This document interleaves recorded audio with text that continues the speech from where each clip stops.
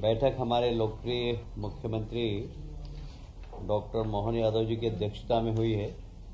सबसे पहले उन्हें सभी माननीय मंत्रियों ने बधाई दी है कि जिस प्रकार अमरवाड़ा में, जो कि हमेशा कांग्रेस की सीट रही है, माननीय मुख्यमंत्री जी के नेतृत्व में हम जीते हैं, इसलिए पूरे मंत्रिमंडल ने उनको बधाई दी है। दूसरा, माननीय मुख्यमंत्री जी ने निर्देश दिए कि गुरु पूर्णिमा उत्सव जो है, हमने कुलपति को कुलगुरु की घोषणा की है, तो हमें उन विधिवत तरीके से शिक्षकों का सम्मान करना चाहिए, क्योंकि शिक्षा के क्षेत्र में जो अराजकता आई है उसमें कहीं ना कहीं विद्यार्थी और गुरु के बीच में एक जो हारमोनी चाहिए वो हारमोनी नहीं होने के कारण थोड़ी सी अराजक स्थिति है। तो हम कैसे हारमोनी और अच्छी स्थापित कर सकें, तो हर शिक्षक का विद्यार्थी सम्मान करे, गुरु पूर्णिमा को उनको चरण स्पर्श करे और उसकी शुरुआत मंत्रिमंडल के माननीय सदस्यगण भी करे, ये उन्होंने अपेक्षा की है। एक बहुत अच्छा अभियान राजस्व का प्रारंभ हो रहा है। यह 7 दिन का अभियान होगा। पहले भी हमने किया था, आपको याद हो, उसमें लगभग सीमांकन, बंटवारा, इस सब के प्रकरण लगभग 30,000 निपटे थे। यह भी फिर से 7 दिन का एक अभियान चलेगा, जिसमें हमारे किसान भाइयों के जितने भी पेंडिंग सीमांकन के काम हैं या बंटवारे के काम हैं, वो सारे निपट जाएं। इसके ऊपर माननीय मुख्यमंत्री निर्देश दिए हैं और इसको राजस्व विभाग बहुत अच्छे से करे, इस प्रकार के निर्देश प्राप्त हुए हैं। मुझे ये कहते हुए बहुत गर्व है कि जब मैं आपसे बात कर रहा हूँ उसी वक्त दिल्ली के अंदर PM street vendor Atmanirbhar Nidhi योजना, उसमें मध्य प्रदेश देश के अंदर नंबर 1 आया। हमने हमारे प्रदेश के जितने भी सड़क पे व्यवसाय करने वाले लोग हैं उनको सबसे ज़्यादा लोन दिया है और इसलिए मध्य प्रदेश सरकार को आज भारत शासन सम्मानित कर रहा है। हमारे 2 अधिकारी वहाँ पुरस्कार प्राप्त करने भी गए हैं। उसी प्रकार NULM योजना, उसमें भी मध्य प्रदेश प्रथम आया है।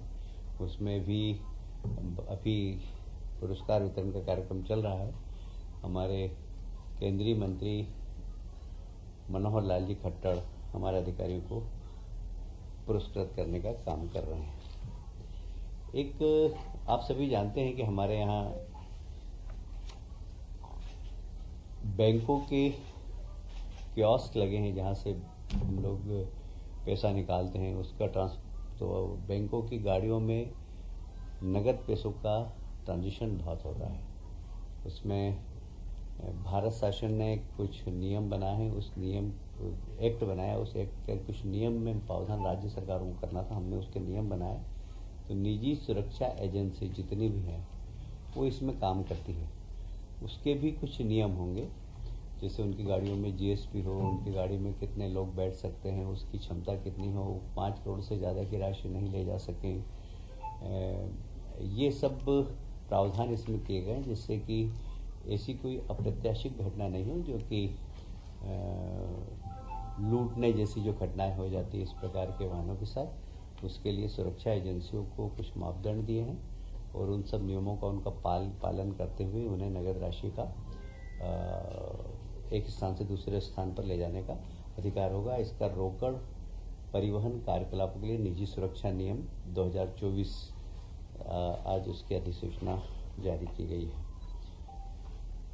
उसी प्रकार से ये निजी सुरक्षा अभिकरण विनियम अधिकरण है, ये भी जितनी भी एजेंसियां हैं उस एजेंसियों के लोग कैसे हों, एजेंसी में काम करने वाले लोगों का बैकग्राउंड, एजेंसी में काम करने वाले लोग पहले कभी किसी प्रकार के आपराधिक गतिविधियों में तो नहीं है, इन सब का भी लेखा जोखा उन्हें रखना होगा और सरकार से परमिशन लेनी होगी। इसका लाइसेंस हम जारी करेंगे, तो सुरक्षा एजेंसी में भी जवाबदार लोग हों और कम से कम उनका बैकग्राउंड ऐसा नहीं हो कि वे आपराधिक प्रवृत्ति के हों।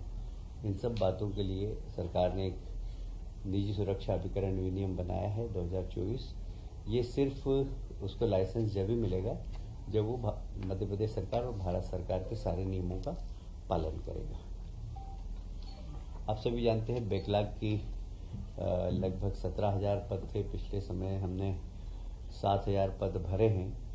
10,000 पद अभी भी बाकी हैं।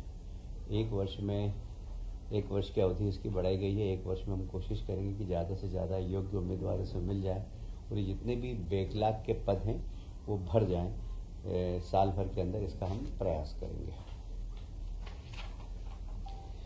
ये बहुत एक महत्वपूर्ण विषय है। आप सभी जानते हैं कि माननीय लोकप्रिय मुख्यमंत्री डॉक्टर मोहन यादव जी ने जल गंगा अभियान के अंतर्गत जितनी भी प्रदेश के अंदर वाटर बॉडीज़ है उनको संरक्षित करना, उनका जीर्णोद्धार करना एक कार्यक्रम हाथ में लिया था। और उसमें मध्य प्रदेश के अंदर जितनी भी वाटर बॉडीज़ थी, नदियाँ थी, उनका सफाई, कुओं का, बावड़ी का पुनर्जीवन करना, इस पे काफ़ी काम हुआ है। अभी हमारे यहाँ सिर्फ मध्य प्रदेश में 4 वेटलैंड है।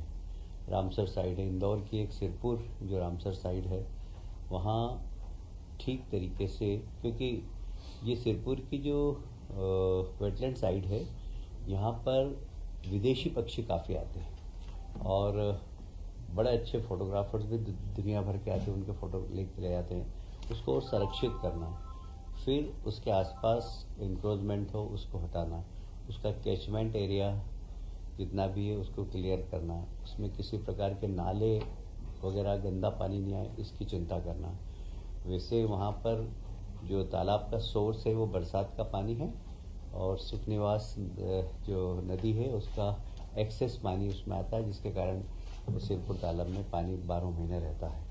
पर यह अमृत धरोहर को हम ठीक तरीके से और सजाएं, संवारें, वहाँ हरियाली लगाएं, वहाँ वृक्षारोपण करें और उसको कैसे अच्छा पर्यावरण के हिसाब से भी और पर्यटन के हिसाब से भी उसका विकास कर सकें, इसके लिए शासन ने इंदौर नगर निगम को लगभग 6,195 लाख का एक योजना देने का निर्णय लिया गया, जिसमें 40% राशि राज्य शासन की, ये केंद्रीय पर्यावरण विभाग ने हमें राशि दी है। एक ये बहुत महत्वपूर्ण विषय है। आप सभी जानते हैं कि आज के समय में डिजिटल इंडिया के अंतर्गत डाटा का बहुत ज़्यादा महत्व है। हमने पहले डाटा सेंटर बनाया था, पर अब जैसे जैसे डेटाओं की संख्या बढ़ती जा रही तो हमें क्लाउड की ओर जाना पड़ेगा।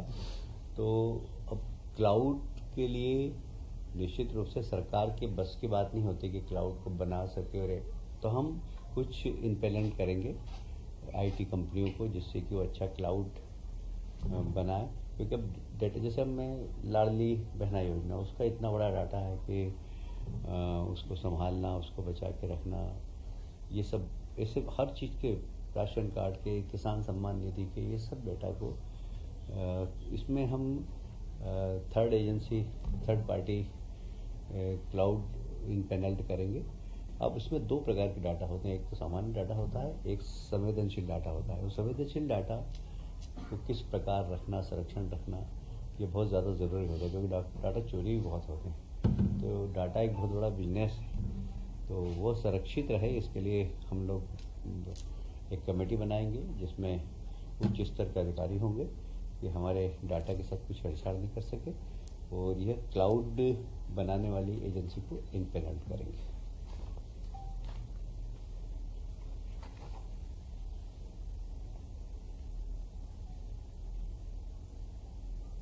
आप सभी जानते हैं कि प्रधानमंत्री जी का एक बहुत महत्वपूर्ण है कि एक व्यक्ति एक राशन कार्ड, और वह राशन कार्ड कहाँ पर भी जाए वो चले। इसके लिए बहुत ज़रूरी है कि इसको स्मार्ट पीडीएस सिस्टम हम बनाएं, क्योंकि इसमें डुप्लीकेशन भी बहुत हो रही है आजकल। अभी काफ़ी लोग पकड़े हैं कि इस वार्ड में भी उसका कार्ड है, इस वार्ड में भी उसका कार्ड है, तो ऐसी डुप्लीकेसी भी नहीं हो और सही व्यक्ति को उसका हक मिले। इसके लिए स्मार्ट पीडीएस सिस्टम हम बना रहे हैं, और उसके लिए राज्य सरकार का हमें केंद्र सरकार का सहयोग है। केंद्र सरकार ने हमें उसमें राशि दी है, उसमें मैचिंग ग्रांट राज्य सरकार की है। यह स्मार्ट पीडीएस सिस्टम के माध्यम से जो डिस्ट्रीब्यूशन सिस्टम है उसमें किसी भी प्रकार की अनियमितता नहीं हो, इसकी हम लोग चिंता करेंगे।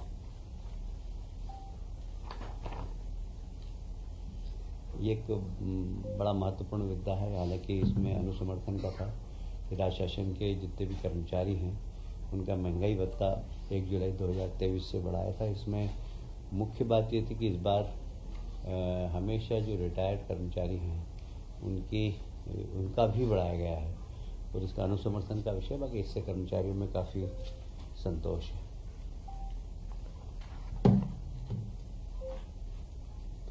जो हमारी प्राथमिक सहकारी साख संस्था होती है 1 साल के लिए 0% ब्याज पर किसानों को पैसा देती है। साधारणतया उसकी डेट हमने 1 महीने और बढ़ाई है। इस पर शासन को लगभग 10 करोड़ का